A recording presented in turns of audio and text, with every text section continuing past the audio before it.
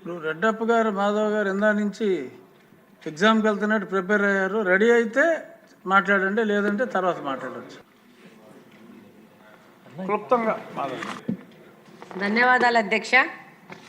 Chief whip గారు మాట్లాడిన తర్వాత ఇంకా గత ప్రభుత్వ విధ్వంసకర పాలన గురించి ఇంకోటి ఈరోజు చాలా మందికి అవకాశం ఇచ్చినారు, చాలా చెప్పేశారు అందరూ ఎడ్యుకేషన్ డిపార్ట్మెంట్ గురించి. మాకేం మిగిలించలేదు అధ్యక్ష, కానీ కడప వరకన్నా చెప్పుకోవాల్సిన అవసరం ఉంది కాబట్టి చెప్పుకుంటున్నాం అధ్యక్ష.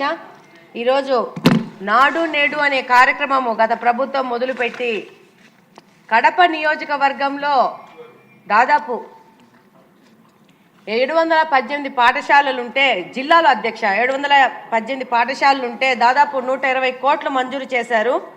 అందులో 115 కోట్ల రూపాయలు ఖర్చు చేసిన ఇంకా ఏ ఒక్క కన్స్ట్రక్షను ఆ స్కూల్స్లో వాడుకలోకి రాలేదు అధ్యక్ష. దాదాపు కడప నియోజకవర్గంలో చూస్తే ఎక్కడే కానీ, ఇప్పుడు గాంధీ స్కూల్ కానీ, మెయిన్ స్కూల్ కానీ, ఉర్దూ స్కూల్ కానీ, ఏ స్కూల్లో కూడా ఈ నాడు నేడు ప్రోగ్రాం కింద కట్టిన ఏ క్లాస్ రూమ్ కూడా ఇప్పటికీ విద్యార్థులకు అందుబాటులోకి రాలేదు అధ్యక్ష. దీని మీద మంత్రి గారికి తెలియజేసుకుంటున్నాను.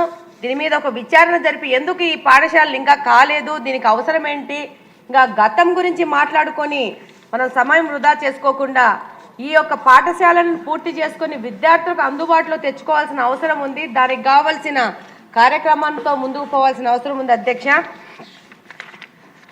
అలాగనే అధ్యక్ష, ఈరోజు కడపలో ఎక్కువ మంది ముస్లిం కమ్యూనిటీ ఉంటుంది అధ్యక్ష, కాబట్టి ఉర్దూ స్కూల్స్ ఉంటాయి అధ్యక్ష. ఈ ఉర్దూ స్కూల్స్ మీద ప్రత్యేకమైన దృష్టి సారించాల్సిన అవసరం ఉంది. ఈ లాస్ట్ అకాడమిక్ ఇయర్లో చూస్తే ఉర్దూ స్కూల్లో బుక్స్ కొంచెం లేటుగా వచ్చినాయి అధ్యక్ష. అప్పుడు మంత్రి గారి దృష్టికి ఉర్దూ స్కూల్ విషయం కూడా తీసుకుపోవడం జరిగింది. వెంటనే మంత్రి గారు 1-2 రోజుల్లో దాని మీద స్పందించి బుక్స్ వాళ్ళకి పంపించడం జరిగింది. బట్ ఈసారి అధ్యక్ష మంత్రి గారి దృష్టికి తీసుకెళ్తున్నాను. అకాడమిక్ ఇయర్ స్టార్ట్ కాకముందే ఒక మామూలుగా అయితే ప్రైవేట్ స్కూల్స్లో ఇప్పుడు హైదరాబాద్లో మనం చూస్తే ఇప్పుడు జూన్ 15th స్కూల్ ఓపెన్ అయితే అంతకు 10 రోజుల ముందే స్టూడెంట్స్కి ఒక డేట్ ఇచ్చేసి అప్పుడు పేరెంట్స్ కానీ మేము కానీ పిల్లల్ని తీసుకొని వెళ్ళి బుక్స్ అన్ని కలెక్ట్ చేసుకొని వచ్చి యూనిఫామ్స్ కలెక్ట్ చేసుకొని వచ్చేసి అకాడమిక్ ఇయర్ స్టార్ట్ అయ్యేసరికి రెడీగా ఉంటాం, దానికి కవర్స్ చేసుకోవడం కానీ లేబులింగ్ చేసుకోవడం కానీ.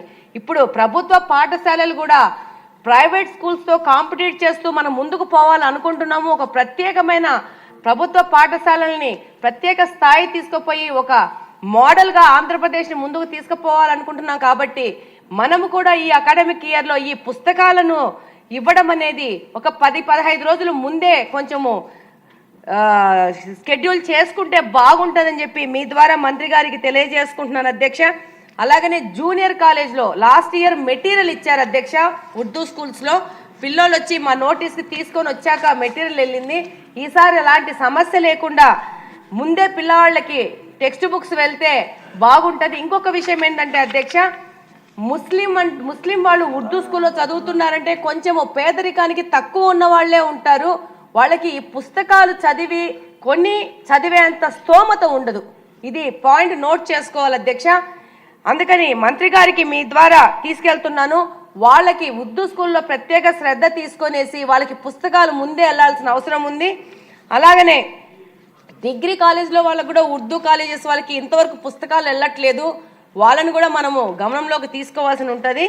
ఇంకా అధ్యక్ష, మొన్ననే ఒక 3 గంటలు నారా లోకేష్ గారు మీటింగ్ పెట్టి ఈ యొక్క ప్రక్షాళన ఎలా జరుగుతున్నాము, విద్యా వ్యవస్థ ఎలా మారుతా ఉంది, రోడ్ మ్యాప్ ఏంటి, ఏది ఎలా వెళ్తా ఉంది, దీంట్లో ముఖ్యంగా ప్రజాప్రతినిధుల యొక్క సపోర్ట్ కావాలా, ఎక్కడన్నా ఏదైనా సమస్యలు వస్తే వాళ్ళతో అక్కడికక్కడ చర్చించి ఆ సమస్యలను పరిష్కారం చేసి వాటిని అధికారుల దృష్టికి కానీ మంత్రివర్గ దృష్టికి కానీ తీసుకుపోవాలని చెప్పడం జరిగింది. అలాగనే అక్కడున్న పేరెంట్స్ కమిటీతో పేరెంట్స్తో మీటింగ్ చేసుకొని అక్కడున్న సమస్యను అక్కడికక్కడే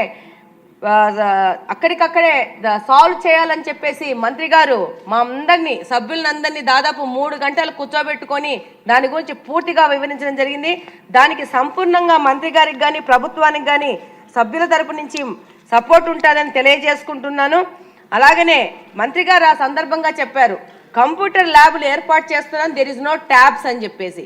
ఈ సందర్భంగా నేను ఒక విషయం చెప్పదలుచుకున్నాను సభలో.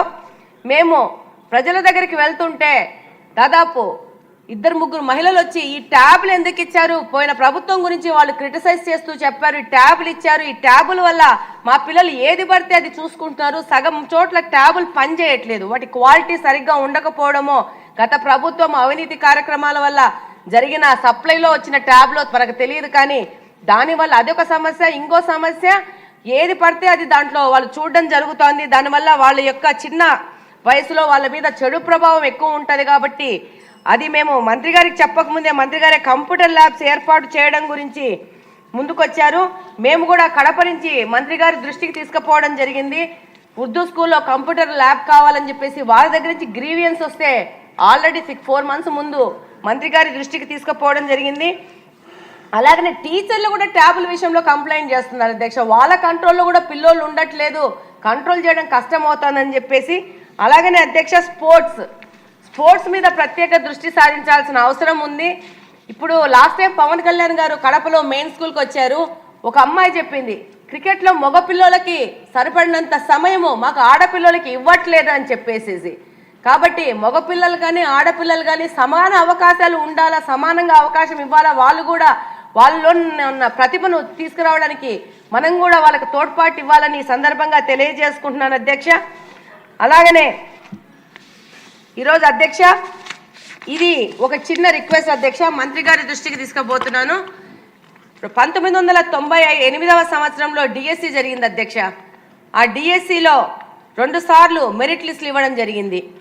అందులో ఫస్ట్ లిస్ట్లో వచ్చిన వాళ్ళకి సెకండ్ లిస్ట్లో వచ్చిన వాళ్ళకి ఫస్ట్ లిస్ట్లో రాక, ఉద్యోగాలు రాక 3500 పైచిలకు అభ్యర్థులు మిగిలిపోయి ఉన్నారు. వాళ్ళు హైకోర్టుకు పోయారు, సుప్రీంకోర్టుకు పోయారు. వాళ్ళ పోరాటం వల్ల 2023వ సంవత్సరంలో అధ్యక్ష, ఈ పాయింట్ నోట్ చేసుకోవాలా, 1998వ సంవత్సరం వాళ్ళకి డిఎస్సి జరిగితే 2023వ సంవత్సరంలో మినిమం టైం స్కేల్ మీద వాళ్ళకి కాంట్రాక్ట్ బేసిస్లో సంవత్సరానికి 11 నెలలు మాత్రమే జీతం ఇచ్చే విధంగా వాళ్ళకి అపాయింట్మెంట్ లెటర్ ఇవ్వడం జరిగింది అధ్యక్ష.